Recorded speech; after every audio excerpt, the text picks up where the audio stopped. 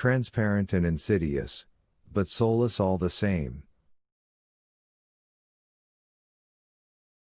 The Camerlegno's voice flashed sudden anger and almost maniacal transition. Tell me, Mr. Kohler. How can the Church condemn that which makes logical sense to our minds?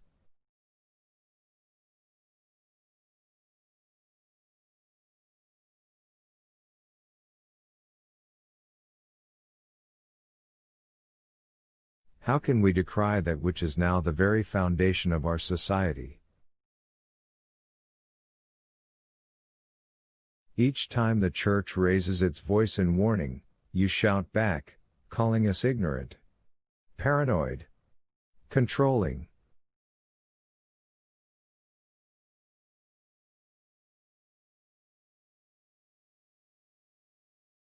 And so your evil grows, shrouded in a veil of self-righteous intellectualism.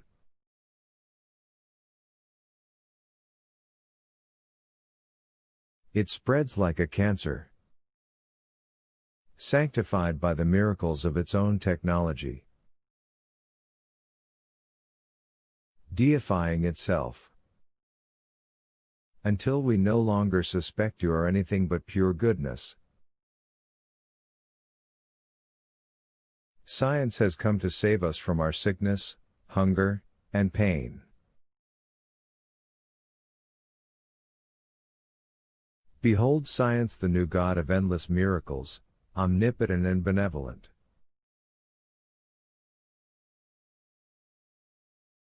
Ignore the weapons and the chaos. Forget the fractured loneliness and endless peril. Science is here. The Camerlegno stepped toward the gun. But I have seen Satan's face lurking. I have seen the peril. What are you talking about? Vetra's science practically proved the existence of your God. He was your ally. Ally? Science and religion are not in this together. We do not seek the same God, you and I. Who is your God? One of protons, masses, and particle charges? How does your God inspire? How does your God reach into the hearts of man and remind him he is accountable to a greater power?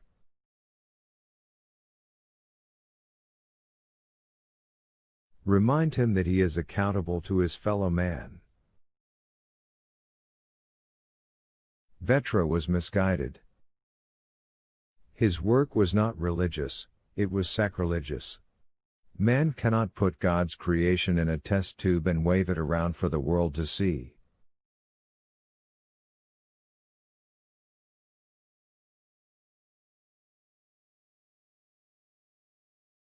This does not glorify God, it demeans God. The Camerlegno was clawing at his body now, his voice manic. And so you had Leonardo Vetra killed. For the Church. For all mankind. The madness of it. Man is not ready to hold the power of creation in his hands. God in a test tube? A droplet of liquid that can vaporize an entire city? He had to be stopped. The Camerlegno fell abruptly silent. He looked away, back toward the fire.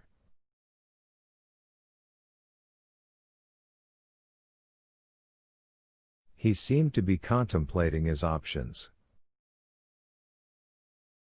Kohler's hands leveled the gun. You have confessed. You have no escape. The Camerlegno laughed sadly. Don't you see? Confessing your sins is the escape.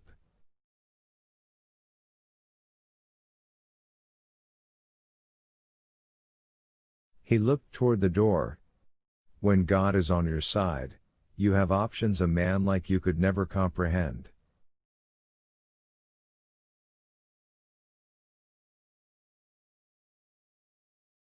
With his words still hanging in the air, the camerlegno grabbed the neck of his cassock and violently tore it open, revealing his bare chest.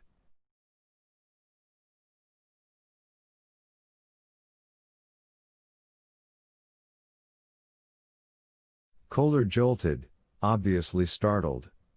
"What are you doing?"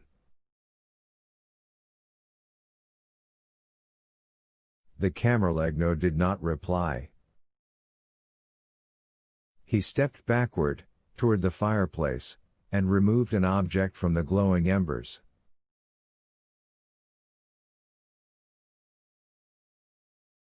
"Stop!" Kohler demanded, his gun still leveled.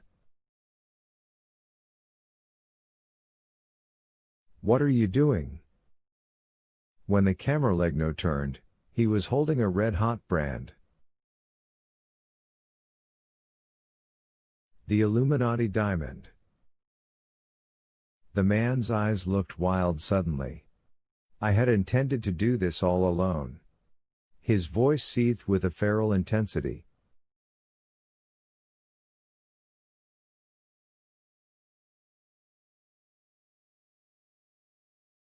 "But now, I see God meant for you to be here. You are my salvation." Before Kohler could react, the camerlegno closed his eyes, arched his back, and rammed the red-hot brand into the center of his own chest.